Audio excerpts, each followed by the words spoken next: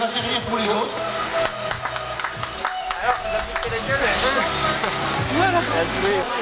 Au final, ça s'est bien passé. On a longtemps fait la course à 4 avec Nicolas Tribolo, Guillaume Bussard et Tony Pierret. Et puis après, au train, le parcours est devenu un peu plus sélectif à partir du 20e. Donc voilà, la sélection s'est faite naturellement. Donc Guillaume est parti. Et puis moi, je me suis retrouvé avec Nicolas Tribolo. Et puis je le lâche à 3 km de la fin. Donc très content de faire deuxième. Parce que franchement, à la vue du plateau, on m'aurait dit deuxième, j'aurais signé tout de suite. Donc voilà, je suis satisfait de faire deux et puis ça ponctue une belle saison. Beaucoup de dénivelé, un parcours comment exigeant. Oui, voilà, un parcours casse-pattes. Ça n'arrête pas de. C'est une question de petit boss. Alors même s'ils changent le parcours chaque année, au final ça reste toujours très sélectif. Donc voilà, je suis content de terminer deuxième. Je me sens faiblir sur la fin, mais voilà, garder la deuxième place, c'est positif. Est-ce que tu t'aligneras sur la ronde hivernale de Taron ou pas? C'est possible. Après, voilà, les brosses c'est un objectif. Il me reste un trail en Haute-Saône début décembre. Et puis si, oui, pourquoi pas, parce que c'est la ronde hivernale, c'est la course du club, hein, donc, mais on verra bien. Pour le plaisir, on va dire. Le cumul est bien grandi sur la course à bien trail. Guillaume Bussard, vainqueur encore une fois. Guillaume, il ne peut pas faire le chrono, il a fait 2h59. Est-ce qu'il a fait mieux encore cette année? 2h44. Oula, le chrono est explosé par l'année dernière. Et on annonce la première fille du 14 km. Sensation très très bonne. On va dire, j'étais bien léger, j'avais un bon. J'avançais bien, on va dire. Et bon, à la départ très rapide de Nicolas et puis de Perrin Garnier. Donc, sous le coup, un petit peu peur parce qu'on se dit la vache, ils sont vraiment costauds.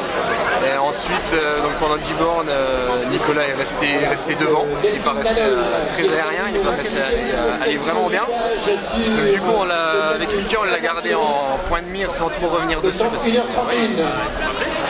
était vraiment bien, quoi. Donc, du coup, on l'a rattrapé aux environs du kilomètre 10. On est resté à 4 avec Tony Pierrel qui était pas mal aussi aujourd'hui. Et j'ai décidé de faire la décision environ au kilomètre 18 où je voulais tester un petit peu les autres. Et en testant les autres, j'ai réussi à faire l'écart. Donc ça a monté rapidement à 1 minute. Ensuite 1 minute 30. Après j'ai rejoint le circuit de 22 km. Où là c'est un peu compliqué parce qu'on rattrape des gens, on rattrape des groupes. Donc il faut sprinter pour les doubler. Après il faut ralentir un petit peu, on resprint en ralenti. Du coup on s'en rend pas compte. On s'en rend pas compte, mais du coup on grille un peu de cartouche. Et dès qu'on est arrivé au kilomètre à peu près 33, là j'ai senti les jambes bien se durcir et les derniers radars très durs. Et là il faut finir, il faut continuer à avancer parce que derrière l'écart n'était pas énorme. Mais donc ça s'est bien passé, la victoire était au bout. Donc voilà, encore un beau trail des brosses. Et ton chrono alors, tu bats ton record? Apparemment le record est battu, mais c'est pas le même circuit, donc ça n'a pas trop de référence. Après ça n'a pas trop d'importance non plus, hein, suivant comment la course se déroule. Cette année c'était très sec, donc très roulant entre chaque côte, ça glissait pas, il n'y avait pas trop de difficultés. Qu'est-ce qui t'attend comme épreuve désormais? Pour l'instant pas grand chose, c'est un des derniers trails de l'année.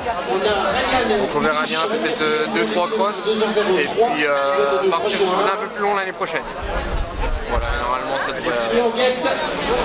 On va arrêter, j'ai pas fait grand chose dans cette fin d'année, comme le peu que je suis revenu ça s'est bien passé, donc pour le moral c'est vraiment top.